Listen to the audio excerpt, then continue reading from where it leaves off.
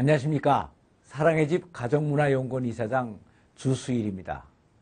경기장에서 가장 재미있는 경기는 역전승을 하는 게임입니다.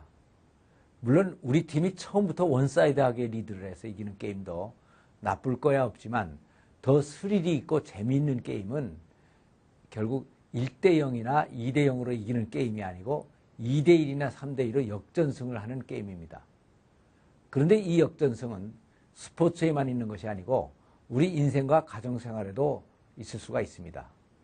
그래서 오늘 여기에서는 가정생활에서 역전승을 한 가정을 소개해 보겠습니다.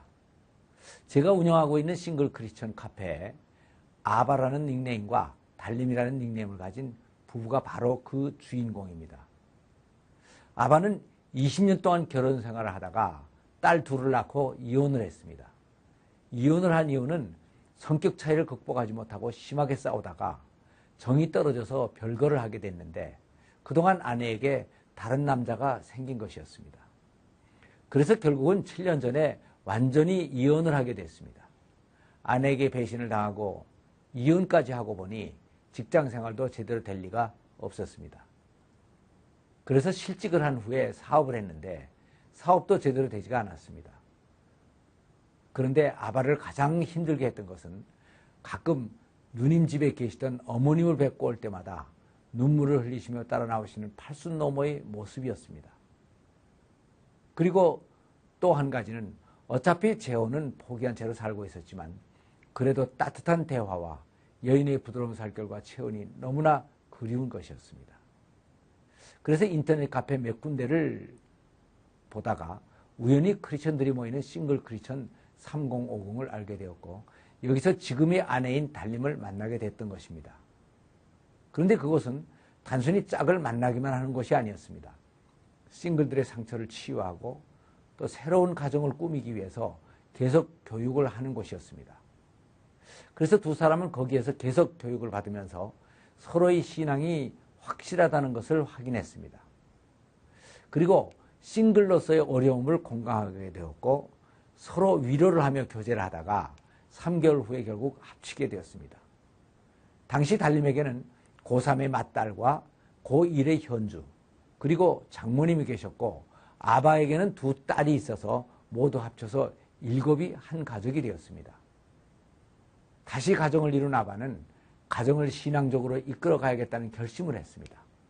그래서 싱글 크리스천 학교에서 배운 대로 가정재단의 제사장이 되어 모든 식구들을 데리고 가정예배를 시작했습니다. 다행히 신앙심이 별로 없었던 아이들도 별 거부감 없이 따라 주었습니다.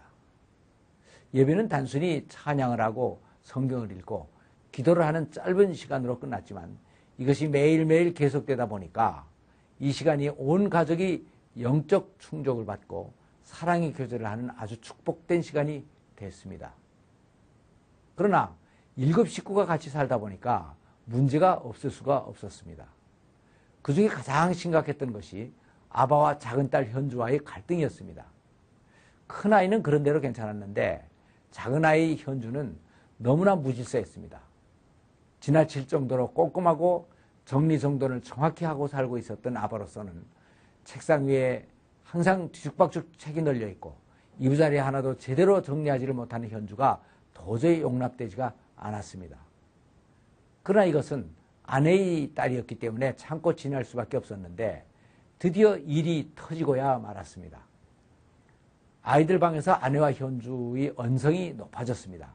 그런데 그 내용이 현주가 너무 무질서해요. 아바의 신경을 건드리니까 아내가 주의를 줬는데 현주가 거기에 대해서 반발을 한 것이었습니다.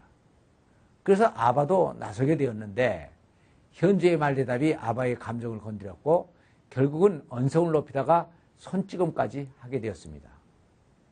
아차 싶었으나 이미 엎질러진 물이었습니다. 다 큰 여자아이들에게 손찌검까지 해놓았으니 이 노릇을 어찌하나 앞이 캄캄했습니다. 그런데 하나님께서는 이 상황을 오히려 반전시켜 주셨습니다. 아바는 가정을 이룬 후에도 부부가 같이 싱글 모임에 계속 참석을 하면서 강의도 듣고 봉사를 하고 있었습니다. 그런데 거기서 상대방을 바꾸려고 하지 마라. 그것은 창조주 하나님의 고유한 권한이다.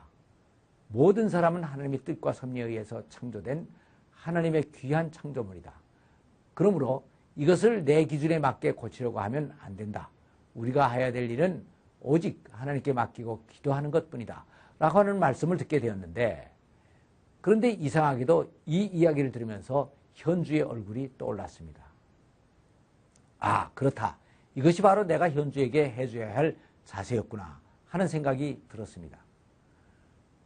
그래서 집으로 돌아와 현주에게 다가가서 무릎을 꿇었습니다. 그리고 현주야, 내가 잘못했다. 미안하다. 내가 너를 너무 이해하지 못했어. 하고 사과를 했습니다. 현주는 놀랐고 어찌할 바를 몰라 당황하다가 아바를 일으켜 세웠습니다. 아바가 현주를 깊게 끌어안으며 다시 한번 사과를 하자 현주의 눈에는 이슬방울이 맺혔습니다. 그래서 그동안 불편했던 현주와의 관계가 한순간에 해결이 되어버렸습니다. 그 손끝 하나 닿는 것조차도 질색을 했던 아이가 살이 빠졌다고 하면서 아빠 여기 허벅지 좀 만져봐요. 여기 배하고 허리하고도요.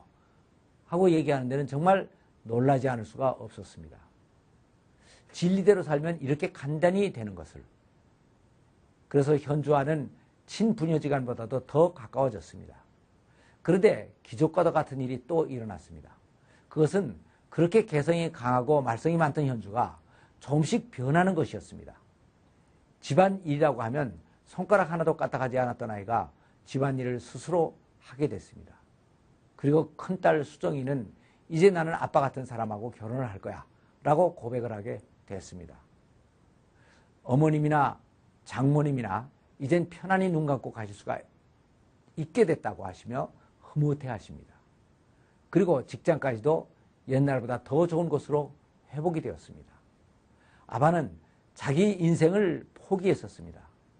그런데 하나님께서는 달림을 만나게 하셨고 네 딸을 얻게 하셨고 어머님과 장모님 앞에서 효자가 되고 인생의 역전승을 하게 하신 것입니다.